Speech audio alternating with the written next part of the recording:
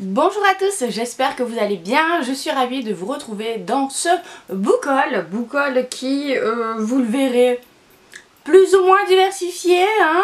Allez, c'est parti, on y va tout de suite.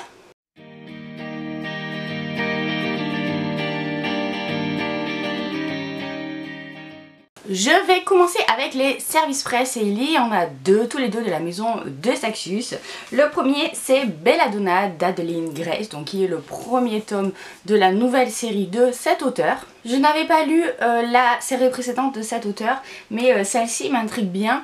J'avais vu de très bons avis en fait sur le bookstagram anglo-saxon et ça va être l'histoire de, alors je sais pas comment on dit, Signia, qui est une orpheline et qui va vivre avec sa seule famille restante et qui va se rendre compte que il y a un secret autour apparemment de la mort de sa mère et puis elle va signer un pacte avec l'ange de la mort pour je pense découvrir tout ça, etc. Je sais pas trop, on nous dit qu'il suffit de 5 baies de belladone pour tuer quelqu'un, donc peut-être que ça va parler de poison, etc. Je sais pas, franchement j'y vais un peu à l'aveugle, ça me disait bien, je voulais découvrir cette autrice et puis voilà, de la fantasy un peu young adulte, vous savez que en ce moment je lis beaucoup ça, donc évidemment que celui-ci me disait bien.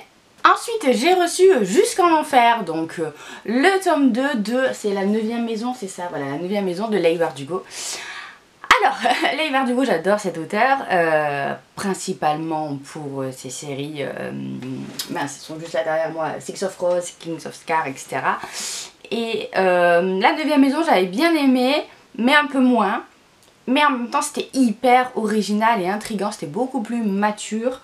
C'est vraiment de la littérature pour adultes, dans le sens où on est dans un monde très sombre, assez glauque, un peu gore même. Et alors je vous parle pas de ce tome 2, mais dans le premier tome on était vraiment dans des histoires de fraternité secrète à la fac qui faisaient des sortes de rituels un peu bizarres et elle se retrouvait mêlée à une sorte d'enquête. Et bah là c'est la suite. Je me rappelle pas grand chose, c'est ça qui me dérange en fait, c'est que l'histoire elle était assez complexe, que du coup je pense que j'ai oublié plein d'éléments. Donc j'espère qu'avec ce tome 2 ça ira. C'est vraiment très embêtant pour moi quand les tomes d'une même série sortent à des années d'intervalle, c'est qu'après j'oublie et c'est compliqué pour s'y remettre.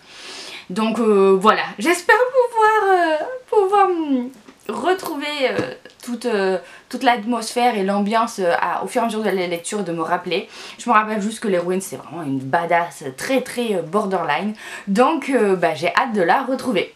On va rester dans le même univers avec Guild de Marissa Meyer. Alors celui-là c'est moi qui me le suis acheté. C'est de Saxus aussi, tiens.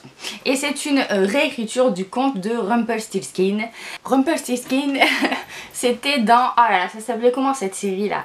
Once Upon a Time, je crois que c'est ça. Et j'aimais bien ce personnage là. Et donc quand j'ai su qu'il y avait une sorte de réécriture de ce conte là, je me suis dit ah ça peut être sympa. Et en plus c'est Marissa Meyer, donc Marissa Meyer, l'auteur des Chroniques lunaires que j'avais beaucoup aimé. Je me suis dit allez banco, on y va. Surtout qu'en plus je crois que c'est seulement une duologie, donc moi les duologies ça me va parfaitement. Je trouve que souvent les trilogies c'était un peu trop long, les duologies je trouve que c'est le format parfait en fantasy. Donc voilà, j'ai hâte de le lire. La suite est sortie en VO, donc j'espère que ça devrait pas tarder en VF. Et je suis quand même vachement intriguée parce que Marissa Meyer elle est très forte pour tout ce qui est justement réécriture de contes.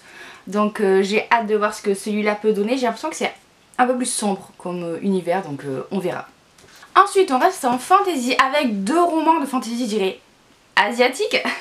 Le premier c'est La fille du dieu de la mer de Axie Oh, je sais pas comment on dit ça, qui me tentait bien.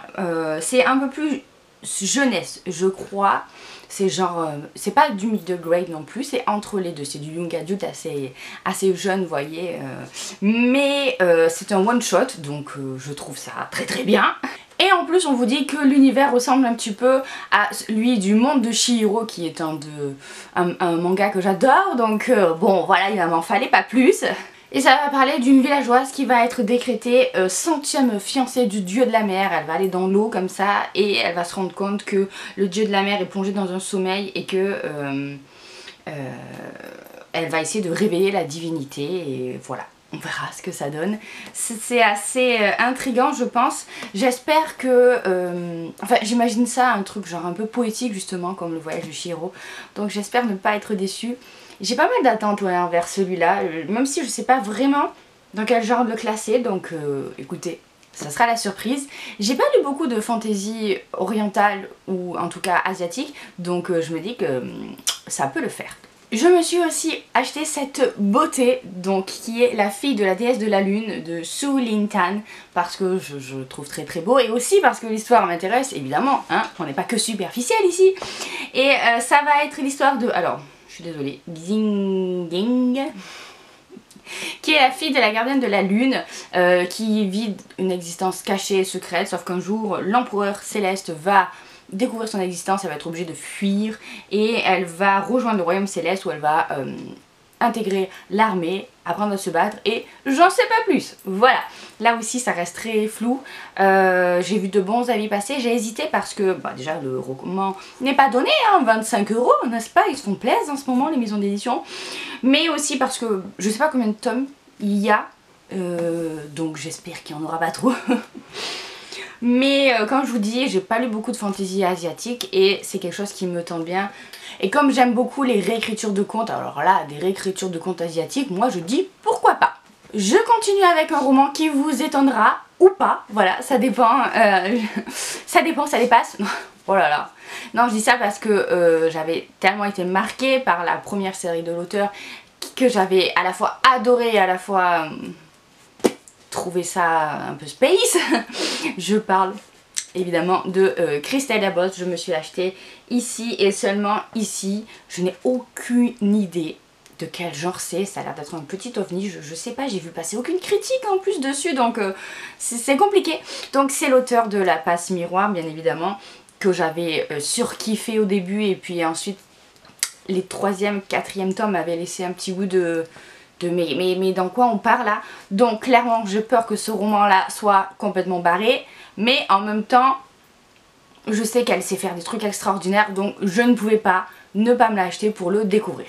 Et clairement je ne pourrais pas vous faire de résumé de l'histoire parce que il n'y en a pas. Donc voilà, même la description on sait pas du tout de quoi ça parle. Donc ben je vais y aller complètement à l'aveugle. C'est aussi ce que j'aime bien, ça m'intrigue. Et ben je vous en ferai des nouvelles dès que ce sera lu. On verra bien quand. Enfin pour terminer, un achat qui là je pense ne vous étonnera pas du tout. Je me suis bien sûr procuré Love on the Brain de Ali Hazelwood. J'avais adoré, mais comme tout le monde je pense, The Love Hypothesis que franchement j'ai surkiffé. C'est une des meilleures romances contemporaines que j'ai lues depuis longtemps. Donc évidemment que je me devais d'acheter celui-ci. Alors ce n'est pas la suite de The Love Hypothesis, c'est des personnages différents puisqu'on va parler de Bee Koningwasser qui apparemment bosse à la fac et elle va devoir co-diriger quelque chose, c'est pas bien écrit, avec Levi Ward qui est son ennemi juré. Alors comment vous dire que c'est un ennemi to lovers, ça se passe sur leur lieu de travail, etc. Moi, voilà, hein, vous savez que c'est mon trope en romance préféré.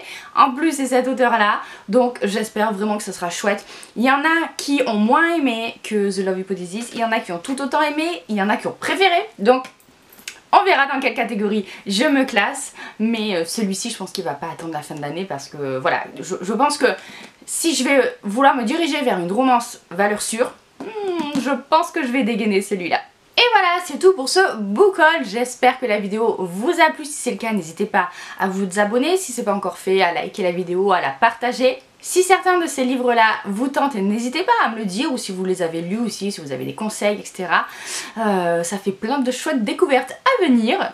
Et n'oubliez pas aussi que ma boutique Etsy est toujours ouverte, oui oui, de marque-page.